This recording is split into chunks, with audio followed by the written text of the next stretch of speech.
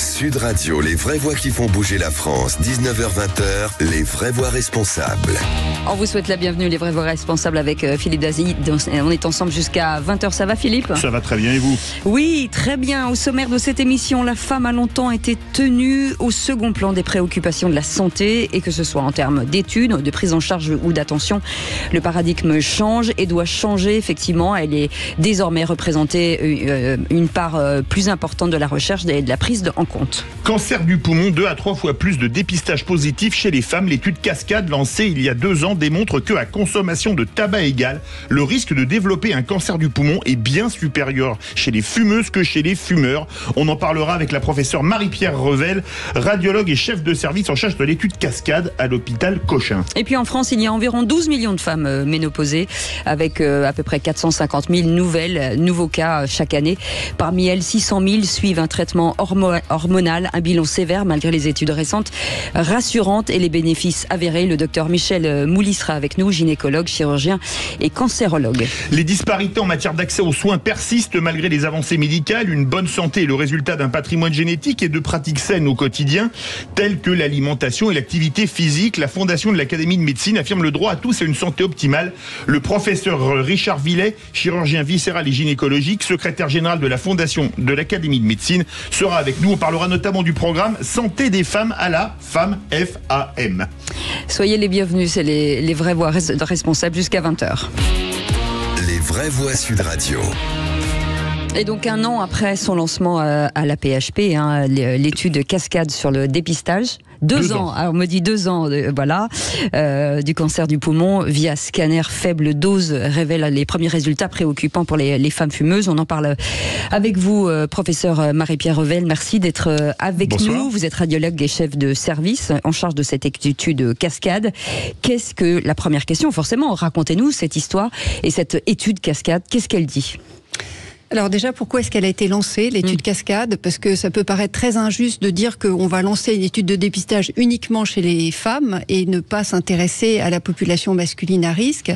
Je dirais que c'était un peu pour rééquilibrer les choses, puisque les femmes jusqu'ici ont été très sous-représentées dans les études, notamment dans l'étude Nelson, la dernière étude qui a été publiée en 2020, où elle n'était que 16% des participants. Et donc on manquait de données féminines. C'est vrai qu'en France, on n'a pas eu de grande étude sur le dépistage. Avec 2400 femmes, l'étude Cascade, c'est une étude qui est modeste, oui. Mais au moins, on apporte notre contribution à l'édifice en apportant des données féminines et surtout en mettant l'accent, l'éclairage sur cette problématique du cancer du poumon chez les femmes. Ce n'est plus une maladie masculine. Ce qui est incroyable quand on lit cette étude, c'est que pour la même quantité de tabac fumé, une femme a 2 à 3 fois plus de risque de développer un cancer du poumon qu'un homme. Alors, en fait, il faudra qu'on le confirme une fois sur les données définitives acquises. Pour l'instant, on a uniquement les données d'analyse intermédiaire où le taux de cancer confirmé est exactement de 2,2%. Dans l'étude Nelson, qui était donc une majorité d'hommes, seulement 16% de femmes, c'était 0,9%. Donc vous voyez que 2,2 comparé à 0,9, c'est pas la même chose, et c'est un même seuil d'exposition au tabac. On n'a pas pris des femmes davantage exposées au tabac. Vous savez, on calcule en nombre de paquets fumés par jour multiplié par le nombre d'années. Voilà. Donc ça sera des résultats à confirmer une fois qu'on aura toutes les données. C'était pas la question de recherche de l'étude, où on voulait en fait analyser l'apport de l'intelligence artificielle pour nous aider à lire les scanners et éviter qu'il y ait besoin d'une double lecture. Parce que bien sûr, pour un dépistage en population, devoir passer par une double lecture, c'est beaucoup plus complexe. Voilà. Donc on est en train d'évaluer ces données. Et puis, il y avait aussi, cette étude a permis que mon institution, la PHP, soit en charge, au niveau d'un grand projet européen qui s'appelle le projet SOLAS, d'être en charge du pilote chez les femmes. On va récupérer les données de plus de 10 000 femmes. Il y a 15 pays européens partenaires pour justement combler ce manque de connaissances qu'on a sur le cancer du poumon au féminin quand il est dans une phase de dépistage. Quels sont les stades que l'on dépiste ? Quelles sont les caractéristiques des femmes qu'on dépiste avec un cancer, voilà, affiner toutes ces données. Alors, ce qui est important aussi, c'est de parler de chiffres, puisque pendant des années, on avait l'impression que les femmes fumaient moins que les hommes. Il y a visiblement une accélération. Aujourd'hui, est-ce qu'on a des chiffres concrets sur en tout cas la population française? Alors, les derniers chiffres de Santé publique France, qui sont de 2021, montrent que 21% des femmes fument quotidiennement. C'est à la fois pas la majorité, mais en même temps, c'est un chiffre qui est très important. Et surtout, ce qu'on voit là maintenant, c'est les effets retardés, 50 ans après, quasiment, du début du tabagisme féminin en France. Avant mai 68, les femmes françaises fumaient pas. Elles sont mises à fumer à partir des années 70. Et on a l'effet boomerang très retardé, avec vraiment une augmentation d'incidence, c'est-à-dire la fréquence du cancer, dans la population des jeunes femmes, qui est beaucoup plus importante que chez les jeunes hommes. C'est pour ça que c'est vraiment important de mettre cet éclairage et de... Juste profiter de votre présence. Est-ce que le type de cancer est différent chez la jeune femme qui fume que chez l'homme traditionnel? On a beaucoup parlé d'adénocarcinome. Est-ce que vous pouvez peut-être pour le grand public expliquer cette chose-là qui me paraît aussi importante? Parce qu'a priori, il y a deux types de cancer du poumon. Il y a le cancer non à petites cellules et carcinome à petites cellules. C'est ça. Alors, il y a plein de... ce que ça veut dire. Il y a plein de sous-catégories, en fait. D'abord, et ça montre, en fait, tous les progrès qui ont été faits par nos collègues oncologues. La première distinction, c'était cancer à petites cellules, cancer non à petites cellules. Ensuite, dans les cancers non à petites cellules, on a divisé en deux les cancers dits épidermoïdes et les adénocarcinomes. Alors attendez, l'auditeur est totalement perdu. C'est deux formes. En fait, on peut les appeler A et B. En fait, le nom qu'ils portent, on s'en fiche. C'est plutôt comment ils se comportent et pourquoi on voit ce changement. Les cancers A, les épidermoïdes, c'est le cancer, on va dire, des années jusqu'aux années 70-80, au moment où le mode de tabagisme, c'était des cigarettes très fortes sans filtre. Là, en fait, un fumeur, quand il fume, c'est qu'il a besoin d'une dose de nicotine. Dans des cigarettes très fortes, il n'y a pas besoin de tirer fort sur la cigarette pour avoir sa dose de nicotine. Donc la fumée restait dans les voies respiratoires supérieures où la nature des cellules, quand elles se transforment en cancer, et le cancer A, l'épidermoïde. D'accord. Ensuite, l'industrie du tabac, qui n'est jamais à court d'idées pour essayer de vendre cette substance mortifère, a dit nous maintenant on fait les cigarettes légères, voilà, comme si c'était moins toxique, et donc on met un filtre. Et du coup, pour avoir la dose de nicotine, le fumeur est obligé de tirer fort sur la cigarette. Donc ça envoie la fumée beaucoup plus loin dans l'arbre respiratoire, là où les cellules sont différentes et où elles se transforment dans le cancer B. Et donc l'impact est beaucoup plus important. Et donc, alors effectivement, les femmes font un peu plus que les hommes le cancer B et l'adénocarcinome, mais dans tous les pays, à cause de ces modes de changement du tabagisme, on a eu cette transformation. Et l'ennui, c'est que ces formes-là, elles sont beaucoup plus périphériques, plus difficiles à atteindre par la fibroscopie, donnent probablement plus souvent rapidement des métastases. C'est pas gentil du tout. Voilà. Le docteur Moulier a une question à vous poser, a priori. Oui. Alors, il se trouve que, bonsoir, il se trouve que dans mon livre, le dernier livre, Ne souffrez plus en silence, j'ai parlé de l'étude Cascade. Ah ben ça, je vous en remercie. J'en ai parlé, j'ai dit que c'était très bien. C'est comme pour dépister l'endométriose ou la traiter, mais il y avait des problèmes beaucoup plus importants.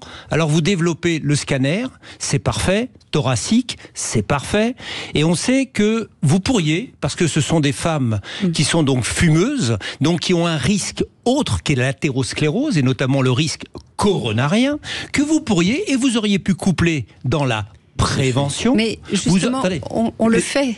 C'est-à-dire que voilà, ce qui est intéressant, et c'est pour ça que c'est hyper intéressant sur la prévention, c'est-à-dire qu'on va pouvoir proposer aux femmes vraiment une prévention, c'est-à-dire un scanner coronaire suivi d'un low dose, je crois, c'est ce que vous faites, une nouvelle hélice qui ne va pas couper. Alors attendez, je vais préciser. C'est un objectif d'emblée de l'étude. On ne s'est pas dit, tiens, on va regarder ça après. C'est-à-dire que, et c'est ce qu'on explique aux femmes qui viennent à la visite d'inclusion, on ne va pas seulement regarder l'état de vos poumons, on va aussi en profiter pour regarder si vos artères coronaires sont calcifiées. Parce que ça, on n'a pas besoin d'un scanner dédié, on a des très bonnes corrélations entre l'analyse avec des scores qui sont dédiés à ce type de scanner et qui renseignent très bien sur le risque coronaire. Et je le dis d'autant plus qu'on a une participante à Cascade qui était reconvoquée pour un scanner intermédiaire. Et sur le scanner initial, on avait dit, il y a une petite image dans le poumon, il faut qu'on la revoie à 3 mois, mais surtout, il y a des calcifications coronaires importantes, il faut une consultation de prévention du risque cardiovasculaire. Et quand j'ai relu son scanner à 3 mois, j'ai vu qu'elle avait une fracture du sternum, parce qu'entre-temps, elle avait fait un arrêt cardiaque sur un infarctus du myocarde. Elle n'avait pas eu le temps d'aller faire cette visite de prévention, et la fracture, c'était le massage cardiaque qui, heureusement, lui a sauvé la vie. Ce qui fait qu'elle est venue faire son scanner de contrôle, où on a confirmé qu'elle avait cette anomalie suspecte, elle a été opérée, elle avait effectivement un petit cancer. Et vous voyez, d'emblée, d'avoir signalé les coronaires aurait pu lui éviter ça. Donc c'est vraiment pour nous quelque chose d'important, et on regarde pas seulement ça, on regarde aussi s'il y a des signes d'ostéoporose. Parce que ce sont des femmes ménopausées, les femmes participantes, elles ont entre 50 et 74 ans, et on sait que le fait d'avoir été exposées au tabac majore le risque d'ostéoporose. Allez, restez avec nous, professeur Marie-Pierre Revel. Dans un instant, on va vous parler, on parle de ces femmes ménopausées, bien entendu. On va en parler avec le docteur Michel Mouly. Allez, une petite pause et on revient. On est ensemble jusqu'à 20h avec Philippe David et l'ensemble de nos invités. À tout de suite. Les Vraies Voix Responsables, ce soir, s'occupent de la santé des femmes. Un cap sur cette santé, justement. Chaque année, plus de 600 000 Françaises sont concernées par la ménopause, associée à des troubles pouvant affecter la qualité de vie. On en parle avec le docteur Michel Mouly, qui est avec nous, cancérologue, chirurgien et gynécologue, lanceur d'alerte aussi, et ce livre, Philippe. Et auteur du livre Ménopause, ne souffrez plus en silence, les solutions qui vous donnent le pouvoir sur votre santé, publié aux éditions Le Duc. Merci. Alors ce sujet de la ménopause qui fait beaucoup débat, pour rappel, la ménopause chez une femme, c'est à peu près à quel âge et qu'est-ce que ça génère derrière? Alors la ménopause, il vaut mieux que ça soit chez une femme. Oui, bien sûr. On rigole un peu. Oui, voilà. Oui, bien sûr. Alors la ménopause, c'est l'arrêt de fonctionnement des ovaires et de fabrication des œstrogènes. La théorie, la moyenne, 51 ans. Mais ça peut être entre 45 et 55 ans. Donc voilà, ça c'est la théorie. Et après, on parle de ménopause, mais ce que j'aimerais dans le discours, et pour rassurer les femmes et pas pour leur dire n'importe quoi, c'est qu'il n'y a pas de post-ménopause. La post-ménopause, c'est le dernier souffle. Mais alors, en tant que béotien, j'ai lu des choses sur la préménopause. Bien sûr. C'est quoi la différence entre la préménopause et la ménopause? La préménopause, donc c'est la période où l'ovaire va commencer à moins bien travailler, à moins fabriquer ce qu'on appelle deux hormones chez la femme, progestérone, œstrogène, donc qui baisse sa fonction de progestérone, et pendant toute cette période, il va y avoir une oscillation des œstrogènes. Et c'est pour ça que maintenant, la plupart des études disent, n'oubliez pas qu'il y a des œstrogènes. Ces œstrogènes interviennent aussi dans les systèmes cognitifs, et notamment, il faudrait parfois prévoir en traitant très tôt pour, par exemple, la maladie d'Alzheimer. Voilà. Donc, c'est important, et c'est là qui donne, c'est cette variation qui va donner les bouffées de chaleur, les suées nocturnes, les douleurs musculaires, enfin, tout ça. Le docteur Michel Mouly, est-ce qu'il n'y a pas un problème d'information liée à cette ménopause? Parce que vous le dites, et là vous le dites jusqu'au dernier souffle, tout le monde dit, quand on vient voir un médecin, on prend des médicaments pendant combien de temps? En fait, c'est toute sa vie. Et est-ce qu'il n'y a pas un problème aussi de désinformation? Alors, il y a vraiment un vrai problème d'information. Donc, on devrait commencer très tôt de connaître le parcours de santé que l'on a et appréhender cette ménopause et la préparer, parce que ce que va dire mon collègue et ami, le professeur Villet, c'est que ça se prépare très tôt, même moi je dirais dans les 1000 jours, c'est ce que je dis dans mon livre. Et donc, effectivement, on a un mauvais discours. Et les femmes, on a l'impression qu'elles rentrent dans un sas et qu'elles en sortent. Ça va durer 4, 5, 6 ans, c'est ce que m'ont dit certains, des politiques, des gens de la santé, m'ont dit, bah oui, ça dure 4-5 ans. J'ai dit non. La ménopause, c'est jusqu'à la fin des jours. Je voudrais rebondir tout de suite sur ce que vient de dire Michel Mouly. Quand on a fait énormément de débats sur le vieillissement dans notre fondation, si vous voulez. Et j'ai appris avec les gérontologues, et notamment le professeur Jean-Pierre Michel, en fait, on vieillit le jour où on est. Et je me tourne devant Michel on vieillit même déjà in utero, paraît-il. Exactement, vous allez plus loin que nous encore. Et je pense que si vous voulez, les gens, et en particulier les femmes, avaient l'impression que la ménopause c'était l'instant T. Il y a un jour, la veille, c'est pas du tout comme quand on est reçu au bac. C'est progressif. C'est une évolution progressive avec c'est tout le problème, parce que Michel vient de parler des œstrogènes et des progestatifs, et un des mécanismes de la cancérogénèse justement, c'est cette dissociation entre œstrogènes et progestatifs, et ce qu'on appelle des fenêtres œstrogéniques. C'est un peu difficile, mais enfin, ce cet équilibre entre les œstrogènes et les progestatifs est très très important. Et donc, c'est vraiment une spécialité que connaît bien M. Mouly. Ce qui était soupçonné ou suspecté, mais peut-être vous allez dire si les dernières études l'infirment, c'est que d'avoir un traitement substitutif hormonal de la ménopause. Un traitement hormonal substitutif. Non, hormonal de la ménopause. Alors, un traitement hormonal substitutif, c'était les Américains à une certaine époque. Alors, un traitement hormonal met-il à un surrisque de cancer du sein? Alors, prolongé pendant plusieurs années. Le traitement hormonal de la ménopause ne provoque pas le cancer du sein. Il le révèle plus tôt. Dixit toutes les études, et même les Américains, puisqu'en 2022, ils nous conseillent de prendre le plus tôt possible, sans limite de durée, un traitement hormonal de la ménopause. Il faut savoir que tout avait été dit, et je suis content que Richard soit là, parce qu'il y avait une femme qui s'appelait Anne Denard-Toulet, qui en 1975 avait fait un précis qui s'appelait Ménopause effacée. Et dedans, elle disait tout ce que l'on dit aujourd'hui.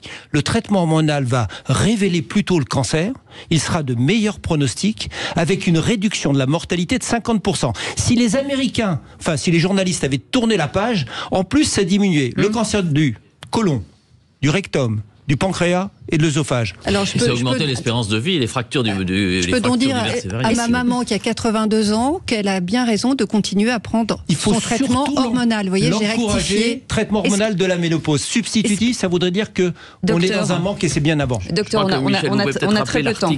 On a très peu de temps. Juste, vous posez une question si vous permettez. Est-ce que finalement l'allongement de la vie a changé quelque chose sur la ménopause? Alors, il faut savoir qu'on a commencé à parler de la ménopause le jour où les femmes ont augmenté leur espérance de vie. Oui. Et donc maintenant, quand on a commencé, c'était Charles de Garnes, de Gardanne, qui en 1816 a fait les premières descriptions. Les femmes vivaient jusqu'à 48 ans. Et c'est aux États-Unis, quand elles vivaient à 65 ans, qu'on s'est dit, mais c'est pas normal. Elles sont acariates, elles sont pas bien. Maintenant, elles vont vivre jusqu'à 92 ans, celles qui naissent maintenant. Donc plus on augmente l'espérance de vie, et plus on voit apparaître au fur et à mesure des pathologies. Alors, justement, 87% des femmes présentent au moins un symptôme de ménopause et 20 à 25% de troubles sévères qui affectent leur vie. Lesquels sont les plus courants ou les plus fréquents? Alors, le plus fréquent, bien sûr, c'est les bouffées de chaleur. C'est cette variation thermique qui se passe, et les femmes, ça peut devenir insupportable. Et quand on a des bouffées de chaleur persistantes et précoces, ça augmente de 70% le risque d'accident cardiovasculaire. C'est quand même important. Donc il ne faut pas négliger. Ce que l'on dit, je ne suis pas le seul à le dire, c'est que la ménopause n'est pas une maladie, mais si on la néglige, si on ne fait rien, on va entraîner des pathologies dont Richard va parler, puisque c'est l'allongement, alors on va prendre de l'âge, c'est ce que je dis dans mon livre, on prend de l'âge sans vieillir. Et c'est très bien d'essayer de ne pas vieillir et de rentrer dans une EHPAD peut-être à 85 ans en pleine forme. Docteur Mouly, ma question est de dire aussi, est-ce que finalement, il y a certains médecins qui n'incitent pas à prendre des traitements? Est-ce qu'il y a un rôle aussi à jouer en pédagogie? On parle beaucoup alors je vais être très dur, on parle des déserts médicaux, moi je parle des déserts cérébraux. C'est-à-dire je ne comprends pas pourquoi, avec toutes les études qu'on a, tout ce qui a été dit, tout ce qui a été écrit, les médecins ont encore peur. Alors, c'est un peu une sorte d'ignorance ou d'information ou de manque d'information. Et moi, je les encourage. C'est la Haute Autorité de Santé qui devrait les encourager. Et on va vers un obscurantisme puisque maintenant on dit ah non, surtout pas de traitement. Ça donne le cancer, les maladies cardiovasculaires. Alors, Michel Mouly, les pouvoirs publics devraient s'en occuper, c'est quand même une politique de santé publique. Je vous apprends rien, on a quand même eu beaucoup de ministres de la Santé ces dernières années. On est à 7, là, sur les 2 derniers mandats. Est-ce que les pouvoirs publics sont à l'écoute ou pas? Alors, j'ai été reçu à l'Élysée, j'ai été reçu au ministère de la Santé, j'ai été reçu à l'Assemblée nationale. La première question que je leur ai demandé, combien de temps dure la ménopause? 4, 5, 6 ans. Donc, vous voyez déjà. On ne connaît pas la durée de la ménopause et les incidences que pourront avoir sur l'âge. D'accord ? Donc c'est vrai que ça passe. Et moi j'ai proposé dans mon livre ce qu'on appelle au collège une matière obligatoire qui s'appelle le parcours de santé humaine, qui apprenne aux filles et aux garçons quelles vont être les étapes de la vie pour les appréhender. C'est quand même mieux. Est-ce qu'il y a des solutions alternatives qui fonctionnent? Parce qu'on lit un peu tout et n'importe quoi sur les réseaux. On va employer un terme qui s'appelle l'evidence-based medicine, c'est-à-dire la preuve par la science et par les études. Aucune technique de naturopathie va permettre de traiter la ménopause. Elles vont pouvoir l'accompagner. C'est ce que je parle des synergies positives. C'est-à-dire que le traitement hormonal de la ménopause est là et il est entouré par des thérapies comme la naturopathie, comme la chrononutrition, comme l'exercice physique et autres. Mais on ne soigne pas avec des comportementales et la naturopathie. C'est bien, mais voilà. Sinon, c'est de la poudre de perlimpinpin. Poudre de perlimpinpin, je suis d'accord. Merci beaucoup. C'est un propos présidentiel. Merci beaucoup, docteur Michel Mouly. Vous restez avec nous.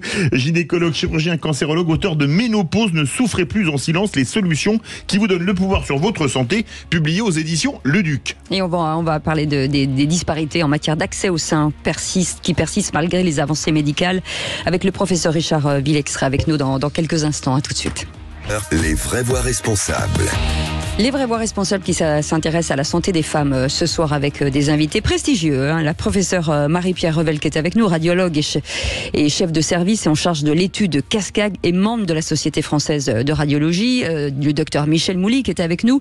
Ce livre, Ménopause ne souffrait plus en silence aux éditions Le Duc. Et on va revenir sur la disparité en matière d'accès aux soins qui persiste malgré les avancées médicales. On va en parler avec un spécialiste aussi, le professeur Richard Villec, chirurgien viscéral et gynécologue, secrétaire général de la Fondation de l'Académie de médecine. Et on va revenir sur ce programme de santé des femmes à la FAM. Merci en tout cas d'être avec nous. Que dit aujourd'hui, forcément, on a envie de dire, mais c'est quoi finalement ce problème avec la santé des femmes? Pourquoi elle est plutôt en retrait par rapport à celle des hommes? Comment ça s'explique? Comme on l'a déjà dit, ma collègue, les femmes n'étaient pas incluses dans beaucoup d'essais prospectifs, les médicaments. Sur les médicaments, on dit toujours attention pendant la grossesse, et tout ça sans études en général. Alors, je suis obligé de resituer ça dans le contexte de la Fondation. La Fondation de l'Académie de médecine, c'est la fondation de l'Académie de médecine. Je m'excuse que le cycle soit également en femmes, parce que c'est un des problèmes, donc la FAM. Et l'idée, c'est de transmettre et de diffuser, comme le fait Michel Mouly par des livres, le meilleur pour la santé, pour le plus grand nombre. Et donc, on a décidé de s'intéresser à la santé des femmes en faisant un débat un cycle de débat qui est organisé sur une année entière, où on va finalement aborder la santé des femmes depuis la naissance jusqu'à la fin de vie. On parlera même justement du vieillissement. Allez-y, je vous en prie. Non, justement, tout au long de l'année 2024, la femme organise des débats alors sur toute la vie et sur tout un tas de sujets. C'est des webinaires, ça commence le 4 avril et ça termine le 5 décembre. Et c'est passionnant. Et qui peut y participer? Expliquez-nous. D'abord, tout le monde peut y participer puisque ce sont la vocation de la Fondation, justement, c'est de diffuser pour un grand public et pour éventuellement des médecins qui connaissent pas le sujet et surtout des politiques. Chaque cycle de débat que nous organisons est restitué à l'Assemblée nationale. On a eu récemment des débats aussi bien sur l'exposome, le vieillissement, etc. Mais je vais pas revenir là-dessus. Et l'idée, là, si vous voulez, c'est de faire 2 séances dans les locaux de l'Académie au début. Une première qui sera un petit peu épidémiologique, c'est où en est-on de la santé des femmes, justement, cette différence de genre. Une femme que vous connaissez, que vous avez peut-être reçue ici, Mme Junien, viendra expliquer la différence de métabolisme même entre l'homme et la femme, donc on peut pas donner les mêmes médicaments, etc. Une autre remarque, c'est épidémiologique, est intéressante. La femme vit certes facilement 10 ans de plus que les hommes, mais le problème est de savoir si elle vit en bonne santé. Or, en bonne santé, elle vit à peine 2 ans de plus que les hommes en bonne santé. Ça, on peut en reparler sur le traitement de la ménopause. Ah oui. Et donc, on abordera ces sujets-là dans un premier temps, et ensuite, on fera un défilé sous forme de webinaire, comme vous l'avez très bien dit, de 8h30 à 10h, je vous donnerai les dates, moi, ça c'est pas le sujet, on les trouvera dans la presse, où on évoquera l'ensemble de la vie féminine depuis la puberté jusqu'à la fin de vie, et notamment la ménopause, et ce qu'on espère le plus possible, ne pas rentrer dans un EHPAD et mourir, si je puis dire, à domicile. Voilà, professeur, pourquoi avoir attendu si longtemps aujourd'hui pour constater cette différence entre les hommes et les femmes ? Alors, je veux surtout insister sur le fait que cette idée d'avoir fait un thématique sur la santé des femmes, d'abord la Fondation de l'Académie de médecine n'a que 10 ans. Elle a fêté son 10e anniversaire. Elle a eu d'autres thématiques, et je vous l'ai dit, vieillissement, alimentation. Et ce n'est pas du tout, en tous les cas, dans notre esprit, un problème de féminisme. Que ce soit extrêmement clair.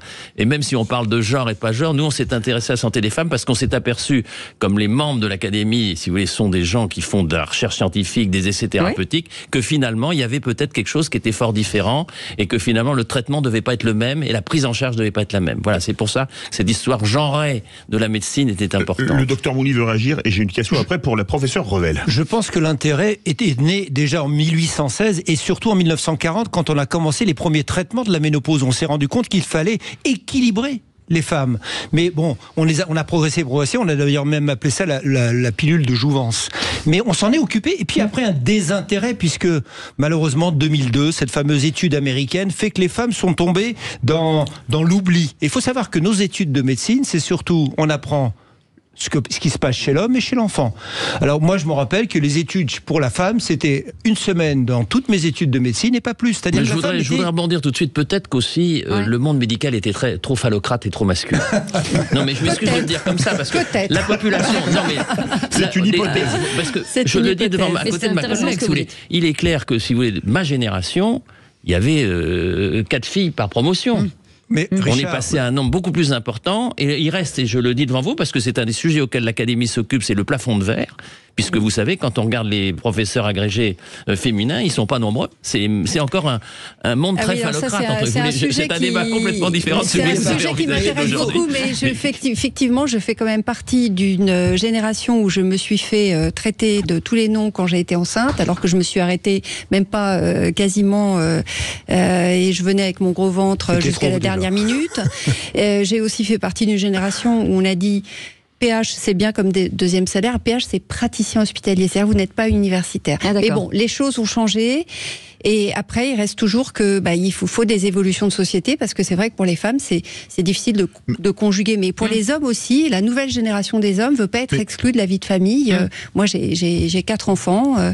Voilà, c'est et un mari, oui, voilà. 4 fils, 4 fils et un mari. Vous voyez, je suis dans un milieu hostile. Mais le professeur Villet a parlé notamment des différences génétiques pour la différence de durée de vie. Dans l'étude Cascade, le fait que les femmes aient beaucoup plus de cancers à même quantité de tabac fumé, c'est génétique, c'est dû à quoi ? Beaucoup plus. Alors, beaucoup plus. Attendons, c'est plus. Voilà. C'est plus que 2 fois plus. Voilà. Bon, à même exposition. C'est quelque chose qu'il faut qu'on arrive à mieux comprendre. Moi, la première explication qui me vient à l'esprit, c'est une histoire de surface corporelle. C'est vrai que si la fumée de tabac va dans un arbre bronchique d'un monsieur qui fait 1m85 et pèse 80 kg, c'est pas la même chose que chez une femme qui fait 50 kg et qui mesure 1m60, quoi. Il y a une histoire de concentration du toxique dans un arbre bronchique qui est plus réduit, mais il peut y avoir des facteurs de susceptibilité hormonaux. Et alors, la bonne nouvelle quand même, c'est que dans toutes les études, quand même si elles sont sous-représentées, le bénéfice du dépistage chez les femmes est beaucoup plus important que chez les hommes. Et ça, on comprend pourquoi. Parce qu'elles ont un mode d'entrée du cancer qui, au départ, démarre lentement. Donc, on a le temps de le dépister. C'est pas d'emblée la forme très agressive. Et vraiment, c'est très important. Par exemple, il y a une étude allemande qui s'appelle l'étude LUSI, où le bénéfice en termes de réduction du risque de mourir d'un cancer du poumon n'était pas significatif chez les hommes et significatif chez les femmes. Dans l'étude américaine NLST, c'est plus fort chez les femmes. Dans l'étude Nelson, c'est pareil. Donc voilà, il y a un vrai... On peut dire que, ok, elles sont plus à risque pour l'exposition au tabac, mais elles sont aussi plus bénéficiaires du Je crois qu'on peut rebondir beaucoup sur ce que vient de dire à propos du volume, par exemple pulmonaire. Oui. C'est exactement la même chose sur la thérapeutique. Si vous voulez, la posologie que vous lisez dans le Vidal, que connaissent tous les auditeurs, n'est pas mentionnée pour les femmes, pour les hommes. Alors elle est mentionnée en surface corporelle éventuellement. Et là, donc la surface c'est différente. Et donc dans nos débats également, on abordera bien évidemment ce sujet d'inégalité face à la maladie. Toutes les maladies auto-immunes ne sont des maladies auto-immunes qui sont avec des anticorps, sont prédominantes chez les femmes. Pourquoi ? On ne sait pas très bien. Et le fait, si vous voulez, c'est ce qu'explique très bien Madame Junien, puisque tout le monde la connaît un petit peu pour son livre, le fait d'avoir peut-être des cellules avec un X et un Y n'est pas la même chose que le fait d'avoir des cellules somatique, c'est-à-dire sur l'ensemble de l'individu YY.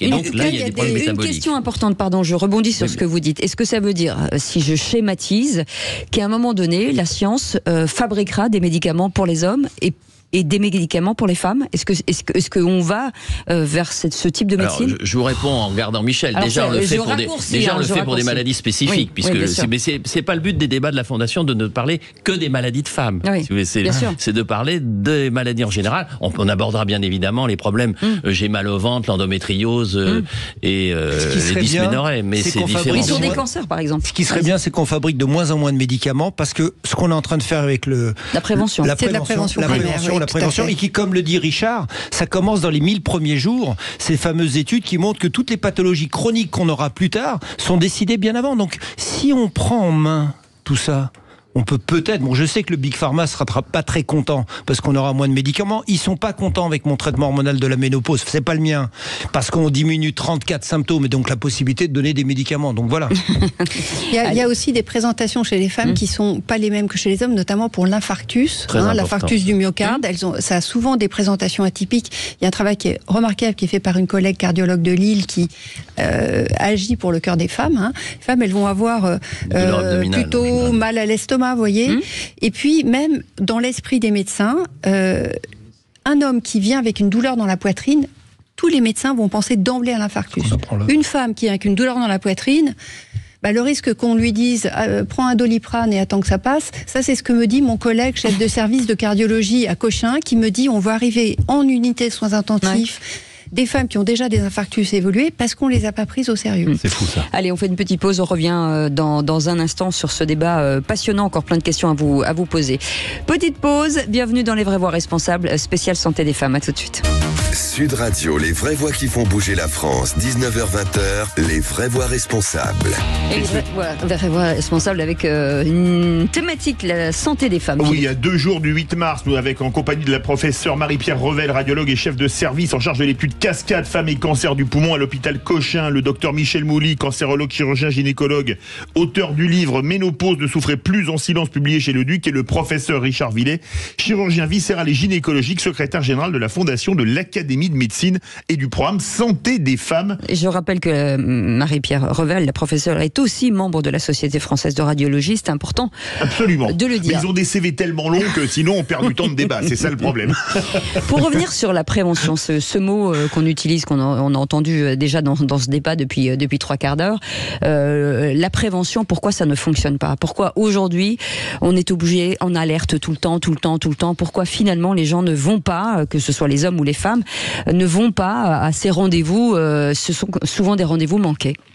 Alors, c'est vrai que pour ce qui est du dépistage du cancer du poumon, il y a une certaine culpabilité des fumeurs, peut-être, et puis aussi la mauvaise conscience et aussi la peur de tenter une expérience de sevrage du tabac. Alors, dans Cascade, on ne force personne, vraiment, les femmes qui viennent, Alors, d'abord, on a quand même une majorité de fumeuses actives, 57%. Parce qu'on dit, c'est surtout les anciens fumeurs qui viennent. C'est pas le vrai quand il s'agit des femmes. D'accord. Et donc, sans être... La moyenne d'âge du dépistage, c'est quoi? Alors, on fait le dépistage entre 50 et 74 ans. Pourquoi? Parce que ce sont ces âges-là, cette fenêtre, les études qui ont montré un bénéfice s'adressaient à cette catégorie d'âge. En moyenne, dans Cascade, c'est plutôt 63 ans d'âge. Oui, je voudrais quand même rebondir, si vous remettre une chose extrêmement précise. Là, ma collègue ne parle que de prévention secondaire, qui sont du dépistage. Moi, je voudrais vous parler même de choses différentes, qui est la prévention primaire. Oui. La prévention primaire, c'est qu'il n'y ait pas la maladie. Et ça, il y a quand même eu en France... C'est l'anticipation, en fait. Il y a eu quand même des campagnes anti-tabac, etc. Je suis moins pessimiste que vous. Par rapport, les Français font un peu de prévention. Ce qui marche pas, c'est nos pouvoirs publics pour la prévention. Parce que moi, j'ai des enfants qui vivent à l'étranger, ils reçoivent des messages, en France, les gens commencent à écouter, mangez 5 fruits, 5 légumes, faites de la course à pied, etc. Pas 5 fruits, 5 légumes, ça fait beaucoup. 5 fruits et légumes. Donc, vous voyez ce que je veux dire? Ça dépend si c'est des cerises. Vous voyez que le message passe mal. L'idée de prévention primaire, c'est une chose. Et là, c'est arrêter le tabac, si vous voulez. Bon, voilà. Ça, moi, je suis effectivement tout à fait convaincue. Mais même si avec une baguette magique, demain, plus aucun Français ne fumait, il y a quand même des gens qui ont accumulé un risque et il faut s'en occuper. Bien sûr. C'est exactement la même chose. On peut rebondir sur le cancer du col. Le dépistage, c'est aussi l'occasion de prendre conscience. Et c'est vrai qu'il y a toujours un intérêt à arrêter de fumer. On va être bénéficiaire, on va arrêter d'augmenter son risque. Et après, l'idée serait aussi de combiner des dépistages. Par exemple, chez les femmes, et c'est la stratégie qu'on a adoptée dans Cascade, c'est d'inviter les femmes qui participent au dépistage du cancer du sein, parce que c'est toutes les femmes entre 50 et 74 ans, celles qui sont fumeuses, de se faire dépister pour le risque de cancer du poumon. Et comme vous l'avez dit très justement, on en profite pour faire un état de santé sur l'état des coronaires, l'état des vertèbres, est-ce qu'il y a des signes d'ostéoporose. Et je pense que, voilà, si on présentait cette possibilité de combinage dépisté, ça serait plus attractif pour l'instant. Oui, allez-y, docteur. Dans mon livre, j'ai expliqué, dans mon premier livre, je l'ai expliqué, dans mon deuxième livre, j'ai insisté. La densitométrie osseuse, qui est un examen qui devrait être proposé à toutes les femmes. C'est-à-dire la densitométrie osseuse, c'est un examen qui est non invasif, qui est des ultrasons et qui, en théorie, est fait pour évaluer l'état osseux des femmes et des hommes, bien sûr, mais plutôt des femmes, pour dépister l'ostéoporose.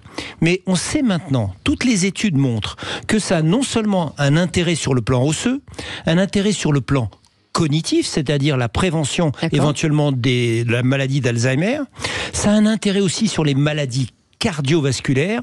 Et on sait quand on dit « Oh, vous avez des très bons os, madame, à 50 ans », eh bien, c'est un marqueur du risque de cancer du sein. Donc, avec un seul examen, on peut avoir 4 orientations qui pourraient nous permettre d'aller dans la prévention. Et pour l'instant, toujours pas remboursé. La Fondation de l'Académie de médecine, elle est en première ligne, en pointe pour la prévention. Alors, si vous voulez, il faut comprendre que la Fondation de l'Académie de médecine, c'est une antenne de l'Académie de médecine. Et l'Académie de médecine a des saisines du gouvernement, a des autosaisines. Et nous, si vous voulez, à partir des idées académiques, on les diffuse pour le grand public. Et bien évidemment, les slogans de notre académie, de notre fondation, c'est sensibiliser, innover, prévenir. Donc, vous voyez qu'on est complètement dans le cadre de la prévention. Le problème, c'est d'en faire les diffusions grand public, ce qui n'est pas toujours facile. Mais c'est ça l'idée de base, si vous voulez. Mais pour ça, il faut que je pense qu'il y a une vraie mentalité dans la prise en charge des ministères. Et comme vous l'avez bien rappelé, on a eu beaucoup de ministres, mais les changements ne se font pas très attendre. J'espère que M. Valletoux va être à la hauteur de la situation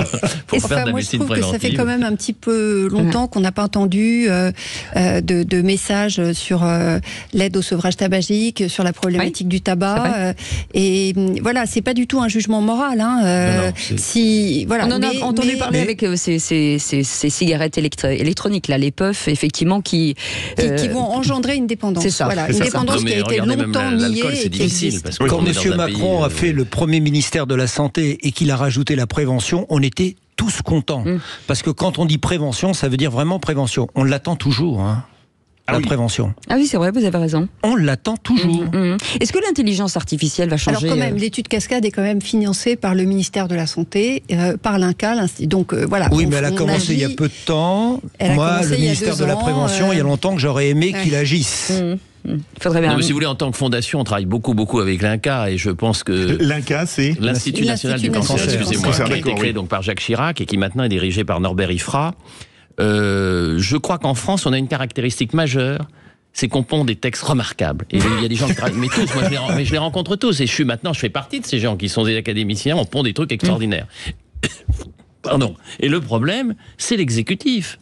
C'est la mise sur le terrain de nos idées. Et ça, à ce moment-là, on n'arrive pas. Voilà. Oui. Alors, je dois dire que l'INCa, l'Institut national du cancer, prépare une large étude pilote sur le dépistage qui là sera hommes et femmes. Je fais partie du groupe de travail qui a défini ce cahier des charges et qui devrait commencer d'ici la fin de l'année 2024 ou en 2025. Et je pense que c'est très important pour vos auditeurs et auditrices de pas confondre aller faire un scanner dans le cabinet voisin au coin de la rue et rentrer dans un programme de dépistage. Il faut vraiment rentrer dans des programmes coordonnés où les scanners vont vraiment être faits avec une très faible dose de rayons et lus par des experts. Voilà. Parce que ce sont des gens a priori sains, asymptomatiques. Mais la démarche pour ceux qui nous écoutent, c'est quoi? C'est d'aller voir son médecin et demander effectivement. La démarche pour les femmes, c'est d'intégrer l'étude Cascade qui est ouverte à Paris, Rennes, Béthune, Grenoble, Toulouse, Nancy, Bordeaux, Carcassonne. Et d'attendre le démarrage du pilote pour vraiment rentrer dans un programme de qualité. Voilà. Alors, Docteur Mouly. Prévention, et information, c'est ce que disait Richard et c'est ce que vous dites. Il faut savoir que pour la ménopause et le traitement hormonal, on peut se poser la question. Cécile disait tout à l'heure, 14 millions de femmes ménopausées, 450 000 chaque année, 600 000 traités, à peine 6%. La Haute Autorité de Santé n'a pas donné d'informations sur le traitement hormonal et sa validité depuis 2014. Ah oui, ça fait 10 ans. Alors, il faut que je rajoute dans l'étude Cascade lors de la visite, Madame, avez-vous un traitement hormonal de la Il faut savoir que les œstrogènes auraient un rôle préventif de réduction du cancer du poumon dans certaines études. Ça, il faudra l'annoncer. Mais je crois qu'on peut aussi, si vous voulez, reprocher parfois, pas uniquement à nos politiques, nos concitoyens ne sont pas raisonnables.